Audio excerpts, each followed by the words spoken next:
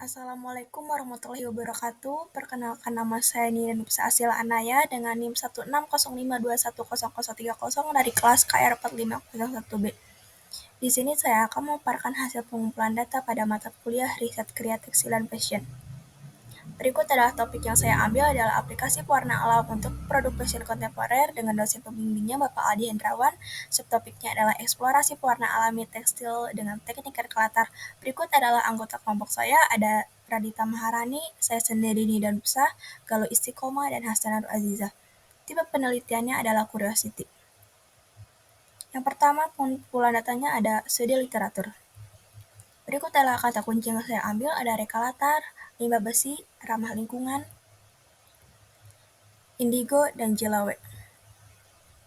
Berikut adalah sumber-sumber yang sudah saya ambil dari studi literatur.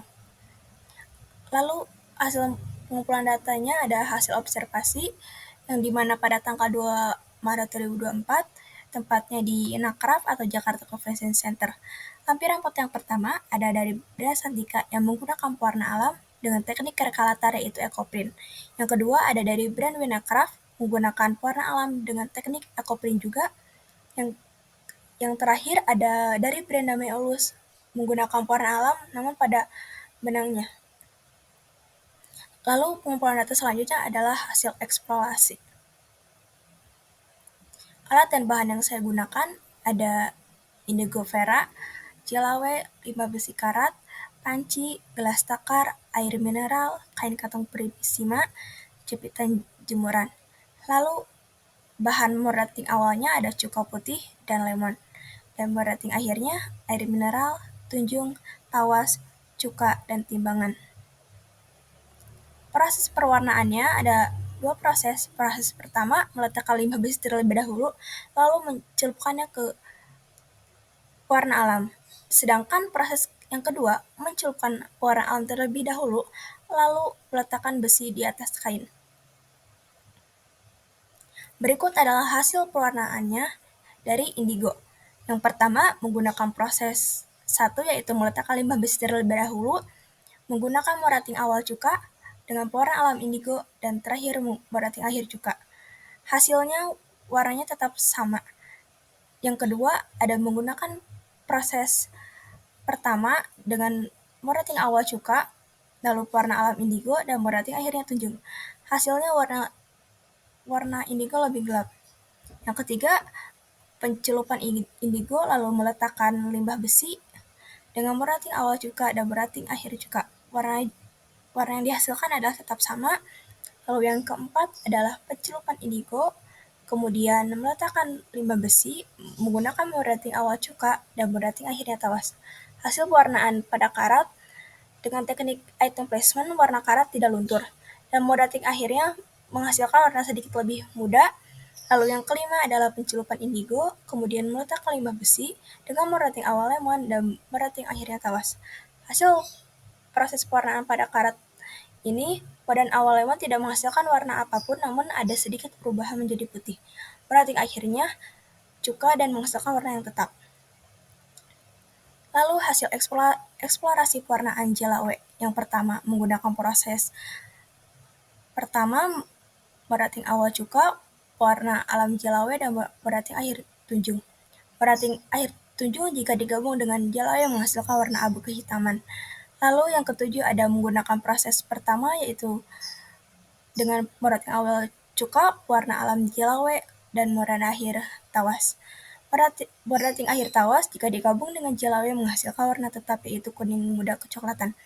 Lalu yang kedelapan ada pencelupan jelawe 3 kali, lalu meletakkan limbah besi di atas kain dengan merating awal cuka dan merating akhir tawas.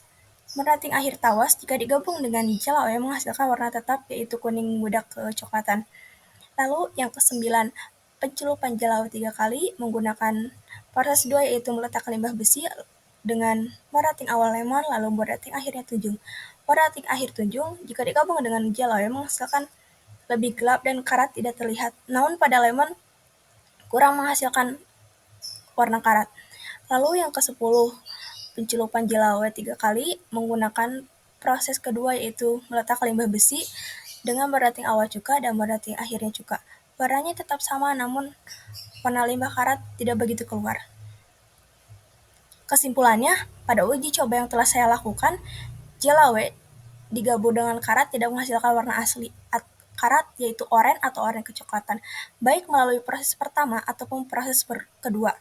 Warna karat menjadi luntur jika sudah digabung dengan berbagai jenis mordan dan menjadi hitam gelap.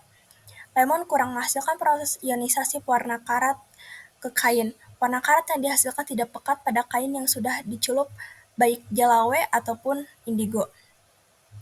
Proses ionisasi karat ke kain cocok menggunakan cuka. Dan pada penelitian kali ini, saya akan menggunakan karat dengan pencampuran warna alam indigo perak karena warna karat lebih cocok digabungkan dengan indigo perak. Dengan hasil warna asli karat dengan jelas yaitu warna oranye atau oranye kecoklatan.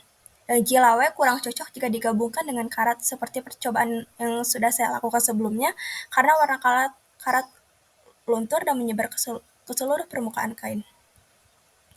Yang terakhir adalah kerangka latar belakang, yaitu aplikasi pewarna alam untuk produk fashion kontemporer.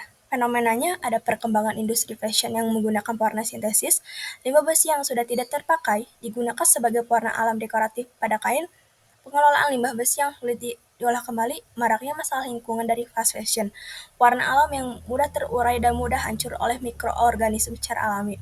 Lalu urgensi masalahnya, penggunaan limbah besi pada kain, limbah besi dicampurkan dengan pewarna alam indigo perak, penggunaan limbah besi pada kain yang belum banyak diketahui, jenis limbah besi yang berpotensi untuk dimanfaatkan sebagai material pengecatan pada kain. Lalu tujuan penelitiannya untuk mengurangi pencemaran lingkungan dan limbah besi dan memanfaatkan material yang ramah lingkungan, salah satunya limbah besi. Untuk mengurangi penggunaan pewarna kimia atau sintesis dengan pewarna alami, menghasilkan tekstil dari penggunaan limbah besi untuk dekorasi dan pencampuran indigo sebagai pewarna alami alternatif ramah lingkungan. Sekian dari saya, mohon maaf bila ada kurangnya. Terima kasih. Wassalamualaikum warahmatullahi wabarakatuh.